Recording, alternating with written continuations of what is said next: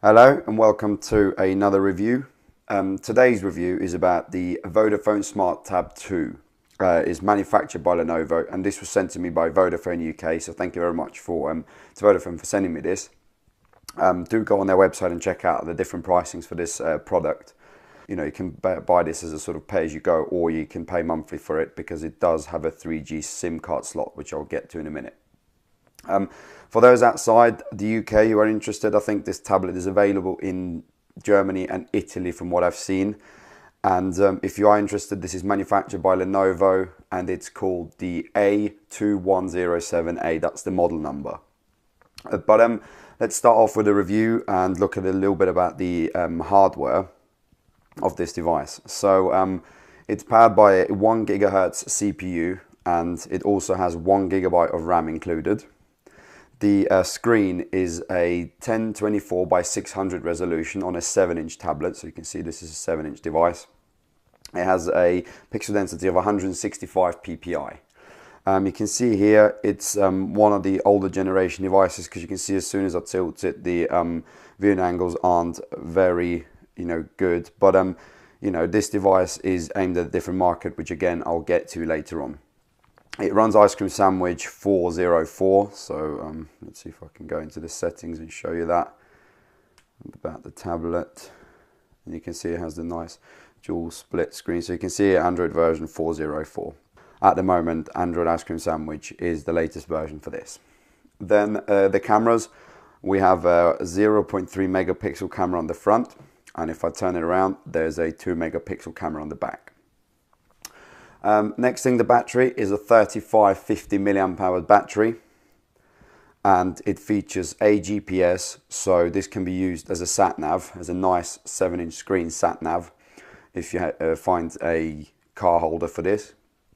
And turning it around as well, you slide the back cover off, which reveals the SIM card slot, and then there's a micro SD card slot, and this takes up to 32 gigabytes of this micro SD cards. You can see here Vodafone SIM card inserted because this is obviously Vodafone.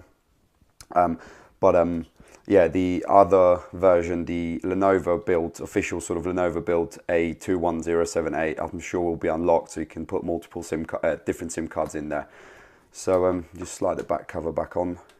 The available storage on this device is 1.85 gigabytes.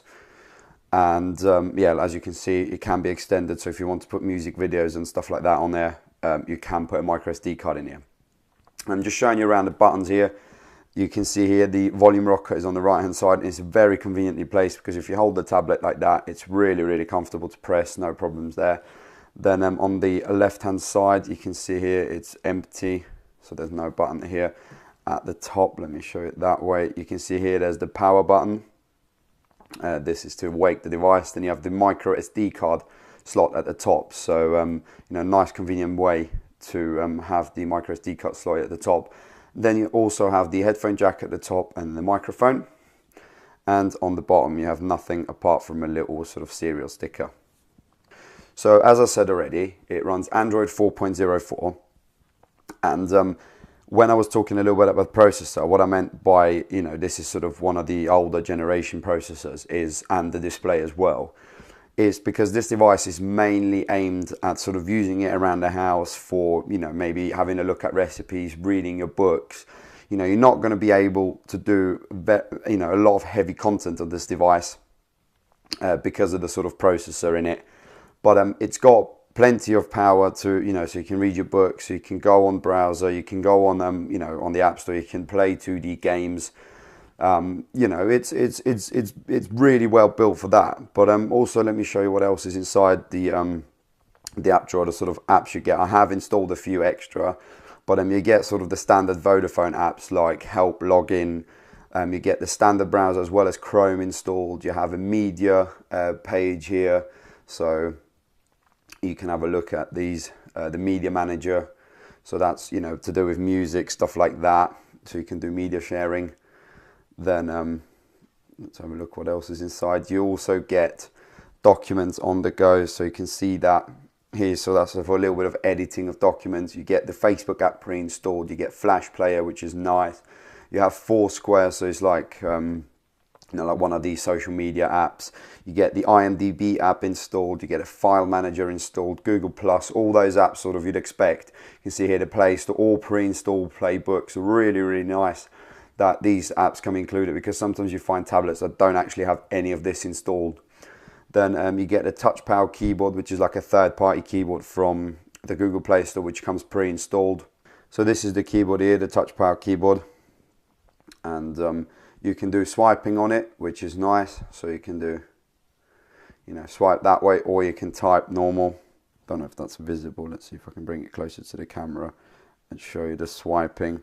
And it actually picks it up really well. You can include different languages as well. So that's a sort of pre-installed keyboard that comes with it. Then other software that comes pre-installed with it is Google Translate. You get TuneIn Radio, which is a really nice radio app. You get Twitter pre-installed, video player, weather, wiki, encyclopedia, and Zinio, which is reading magazines. It's a bit like Play magazines, but I think it has actually a much broader range of magazines, and I think a lot more languages as well included in Zinio, because it's been about for much longer. But yeah, that's really the apps included. Let's show you a little bit of sort of gaming, and I'm going to go a little bit of 2D gaming and show you what that runs like. So this is the 2D game in here, and let me turn the sound down a little bit. It's going to be difficult playing through the camera, but it is runs reasonably well. No stutter, no lag here. As you can tell, I'm really crap at this game. And no, it runs reasonably well, no problems there with it. You can play the 2D games. You can see here that the screen, because it's sort of an odd resolution, it's difficult to to show, but you can see the little black bars either side, and obviously at the bottom you have the normal navigation bar. So because this is such a awkward resolution, the actual screen is not fully filled out, but that's not too much of a problem. You can still play the game nice and comfortable, so no problems. Then let me go to the home screen and let's actually start a 3D game and show you what that is like. So I'm now starting Riptide, and this game actually came pre-installed on the HTC One X, and it's a really fun game actually. You need to tilt the device, so you might get a bit of reflection of my camera, but and the lights, the studio lights I've got. But I mean, it can be replayed reasonably well. It's not something where the graphics are going to be as good as a Tegra device. You might feel the occasional stutter, but it still plays on a 3D graphics, no problems.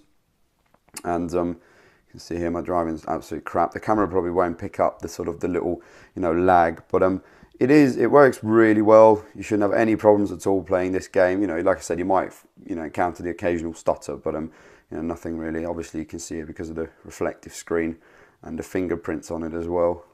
But gaming, good fun, no problems there. I'm sure you can play more demanding games, but I'm sure it'll sort of drain the battery a little bit more, and you might get a little bit more stutter. And that brings me on to the battery life. This tablet lasts pretty much a day.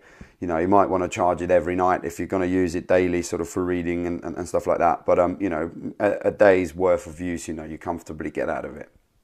So to sort of summarize, this tablet is not designed to compete with your likes of the Nexus 7 that I have here. Actually, this isn't designed to compete with this, purely from a sort of spec standpoint, but it's significantly cheaper than the Nexus 7, and also it has the 3G SIM slot. And I know the Nexus 7 does come with a 3G SIM slot, but this is a lot cheaper. And if you're just going to be using it for browsing, well, most people do, checking your Facebook, stuff like that, reading your Kindle or your playbooks before you go to bed, play the occasional 2D game, it's absolutely perfect, and it's well worth purchasing if you're in the market for something like this. If you do go a little bit heavier and you do need more sort of more hardcore processor, then go and have a look at the Nexus 7. But for the sort of market it's aimed at, it's more than good enough.